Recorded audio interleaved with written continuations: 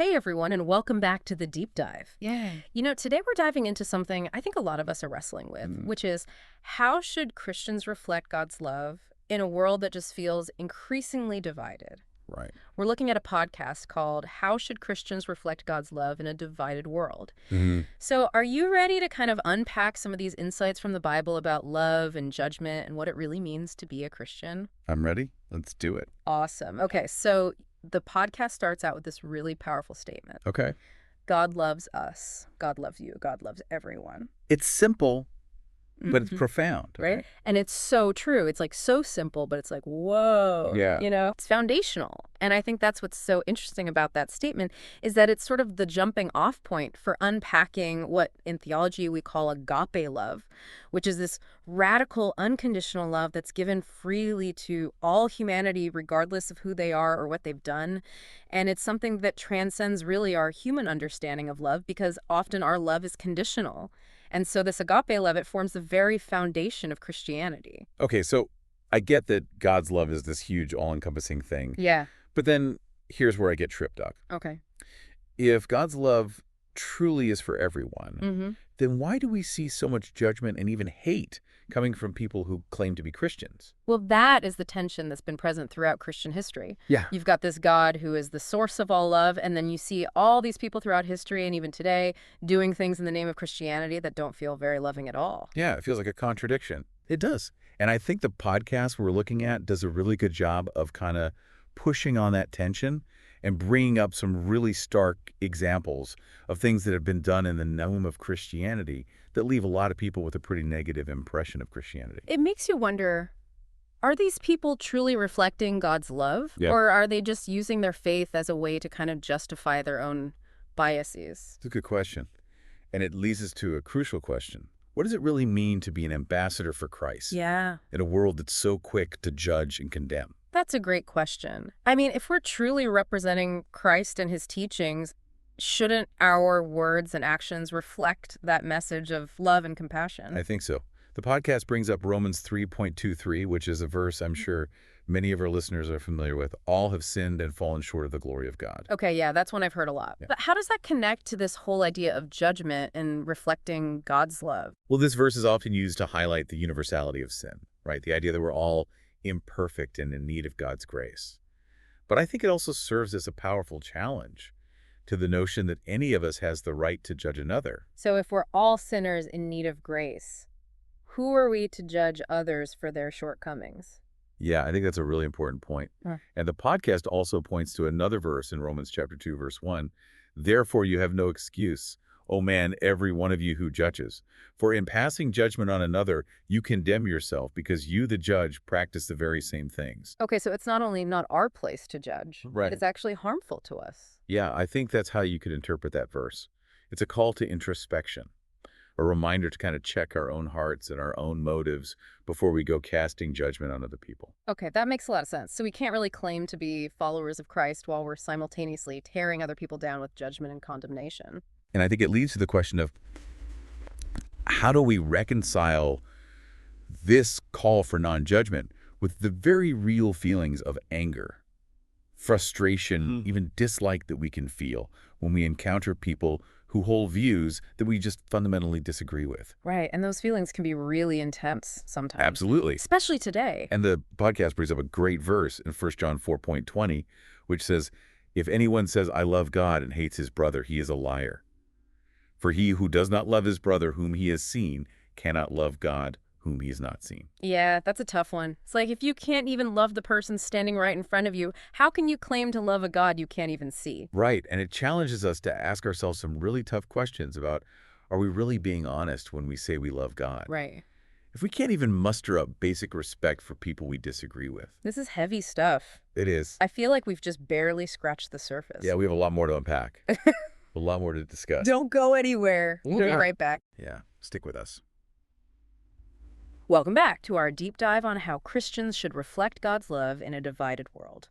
You know, before the break, we were talking about that challenge of really loving the people we disagree with. Yeah. And I think a lot of times it's easy to just kind of avoid those conversations or those people altogether. It is. It's definitely easier to stay in our own little echo chambers where everyone agrees with us. But I think the podcast really challenges us to step outside of that comfort zone. Yeah. And one specific example they brought up was Christians who direct hateful rhetoric towards LGBTQ plus individuals, Mm-hmm. and how that leaves like a really bad impression of Christianity for anyone watching. Yeah, I think that's a really valid point because it's Yeah. like, are you really following Christ's example if you're using your faith as a shield to justify negativity and hate? Totally.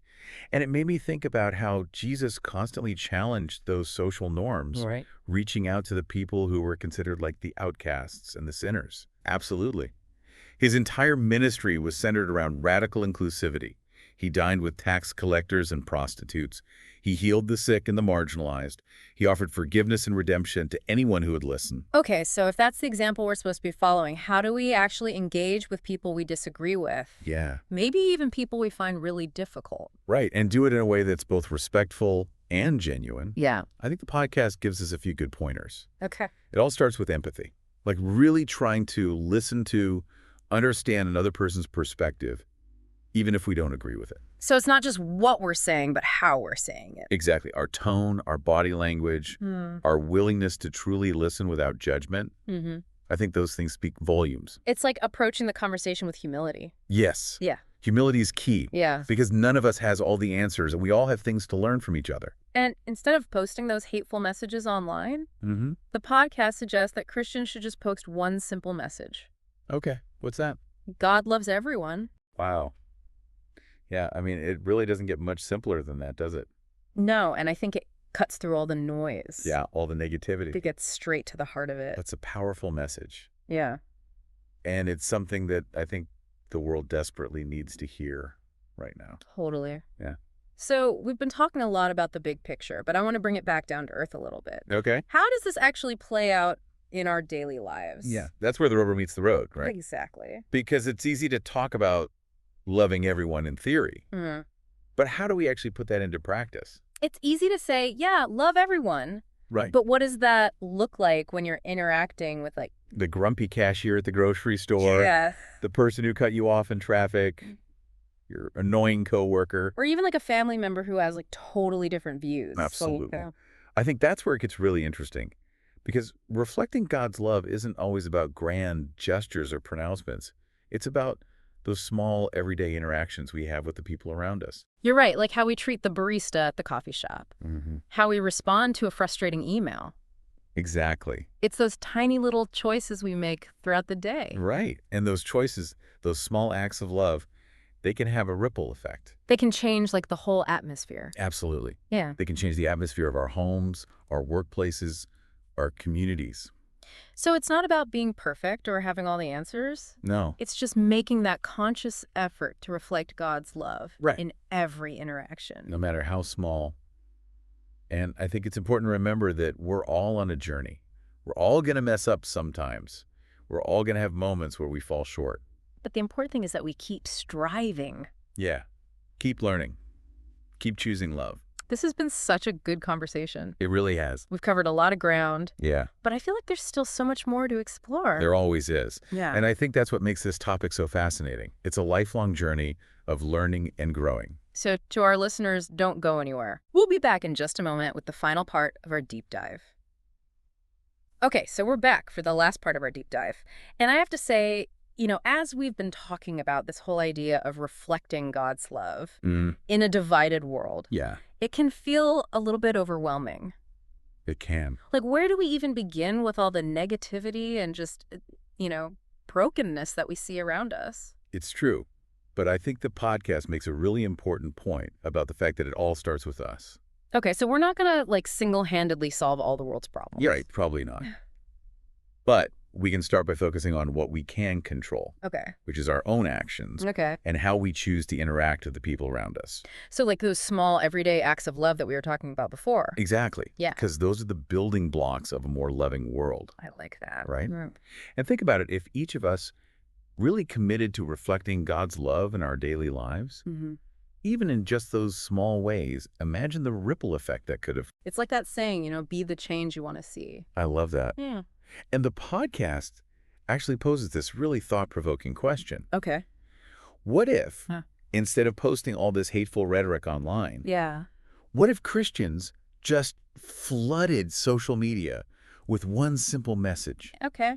God loves everyone.